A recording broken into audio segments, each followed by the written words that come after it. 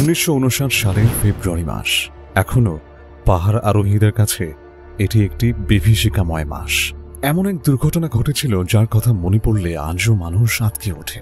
সেদিন যে দুর্ঘটনাটি ঘটেছিল তা কেবল রাশিয়া নয়, বরং সারা বিশ্বের মানুষকে নাড়া দিয়ে দিয়েছিল। তৎকালীন সোভিয়েত ইউনিয়নের ইউরাল মাউন্টেনে প্রাণ হারায় 9 জন দক্ষ প্রশিক্ষিত হাইকার, এবং তাদের দেহের এমন ভয়ঙ্কর অবস্থা হয়েছিল যা শত শত মানুষের মনে হাজারটা প্রশ্নের উদ্ভব করেছে। আজও পুরো বিশ্বের মানুষ এর পেছনের রহস্য জানতে আগ্রহী। কি হয়েছিল সেদিন? কেনই বা 9 জন দক্ষ প্রশিক্ষিত হাইকার নিজেদের প্রাণ হারালেন? যদিও এই দুর্ঘটনার কোনো স্পষ্ট ব্যাখ্যা আজও পাওয়া যায়নি, কিন্তু এই ডায়াটলভ পাসের ঘটনা নিয়ে রয়েছে অসংখ্য থিওরি, যা থেকে বোঝা যায় দুর্ঘটনাটি আসলে কিভাবে ঘটেছিল। চলুন তবে আজ আমরা এর পেছনের রহস্য উদ্ঘাটন করি। আর যারা এখনো আমাদের চ্যানেলটি সাবস্ক্রাইব করেননি, এখনই করে ফেলুন, তাহলে আপনি পরবর্তী ভিডিওটি মিস করবেন না। এবার মূল আলোচনায় ফেরা যাক।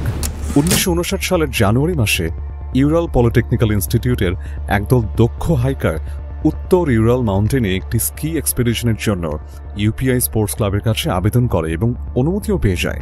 তাদের দলে মোট 9 জন সদস্য ছিল, যাদের সকলের বয়স 20 থেকে 24-এর ভেতরে। তাদের দলনেতা ছিল 23 বছর বয়সী ইগর ডায়াটলভ, নিঃসন্দেহে একজন দক্ষ হাইকার।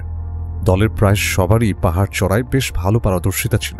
9 জন দক্ষ আরোহী নিয়ে 27 জানুয়ারি টিম তাদের যাত্রা শুরু করে। কথা ছিল তারা তাদের যাত্রা শেষ করে 12 ফেব্রুয়ারি ক্লাবকে টেলিগ্রাম করে জানাবে, কিন্তু সেই টেলিগ্রাম আর কোনোদিন আসেনি।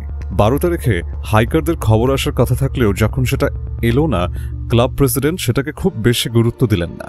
এরকম হাইকিংয়ে একটু দেরি হতে পারে, কিন্তু যখন আরও একটা সপ্তাহ পার হয়ে গেল, তখন পরিবার বন্ধু বান্ধবেরা খোঁজ খবর নিতে শুরু করলেন।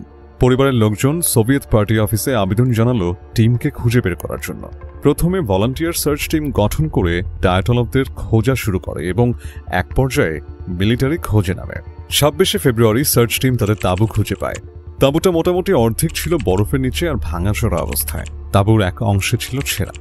প্রথম দর্শনে মনে হতে পারে যে কেউ হয়তো বাইরে থেকে তাঁবু ছিঁড়ে ভেতরে প্রবেশ করেছে, কিন্তু পরে পরীক্ষা করে জানা যায় যে তাঁবুটা বাইরে থেকে নয়, বরং ভেতর থেকে ছেঁড়া হয়েছে।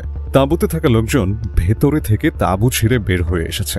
সার্চ পার্টি যখন তাঁবুর ভেতরে প্রবেশ করে, সেখানে তারা কোনো হাইকারের দেহ খুঁজে পেল না। তাঁবু থেকে বের হওয়া 9টা ফুটপ্রিন্ট চলে গেছে পাহাড়ের চূড়ার উল্টো দিকে, প্রায় 1500 মিটার নিচের দিকে। সেখানে গাছের ভেতরেই 2 জন হাইকারের মৃতদেহ পাওয়া যায়। এদের শরীরে আগুনে পোড়ার চিহ্ন পাওয়া যায়। তাদের পরনে কেবলমাত্র আন্ডারওয়্যার ছিল। তাদের পাশেই আগুন জ্বালানোর চিহ্ন পাওয়া গেছে এবং গাছের ডাল ভাঙার প্রমাণও পাওয়া গেছে। এর থেকে ধারণা করা হয় যে হাইকারদের ভেতরে কেউ গাছে উঠেছিল এবং গাছ থেকে ডাল ভেঙে আগুন ধরিয়েছিল ঠান্ডা থেকে রক্ষা পেতে। 3 জন হাইকারের মৃতদেহ পাওয়া গেছে জঙ্গল এবং তাঁবুর মাঝের স্থানে। বাকি 4 জনের দেহ আবিষ্কার করতে আরো 2 মাসের মতো সময় লাগে। মে মাসে বাকি 4 জনের দেহ পাওয়া যায় জঙ্গলের গাছের সারি থেকে আরও 250 ফুট দূরে এবং 4 মিটার বরফের নিচে। এবার আসল রহস্য এসে জমাট বাঁধতে শুরু করলো।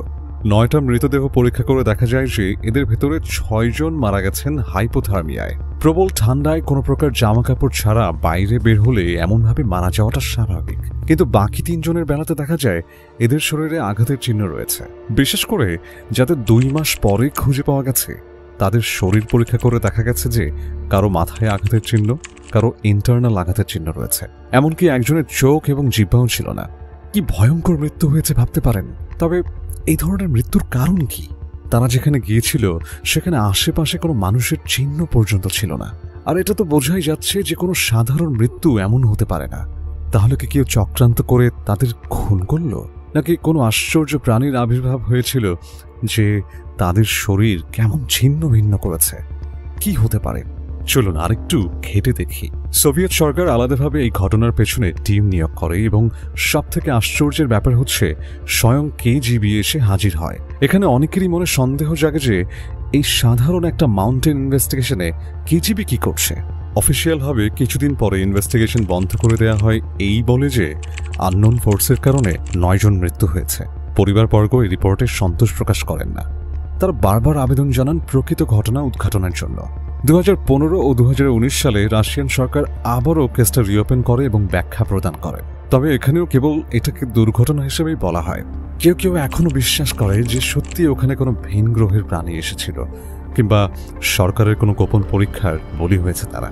গোপন কোনো স্থানের খবর কিংবা কোনো পরমাণু পরীক্ষার খোঁজ হয়তো হাইকারদের টিম পেয়ে গিয়েছিল, এই কারণেই তাদেরকে হত্যা করা হয়েছে।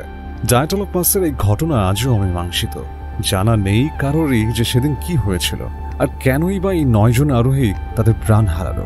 যে ঘটনাই ঘটুক না কেন, নিঃসন্দেহে এটি একটি দেশ এবং সমাজের জন্য লজ্জাজনক, কারণ তারা হারিয়েছে দক্ষ 9 জন মানুষ, যার ক্ষতিপূরণ কোনোভাবেই দেওয়া সম্ভব নয়।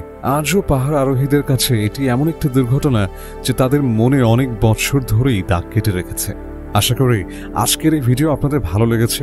এমন রহস্যময় ঘটনা জানতে আমাদের সাথেই থাকুন। ধন্যবাদ।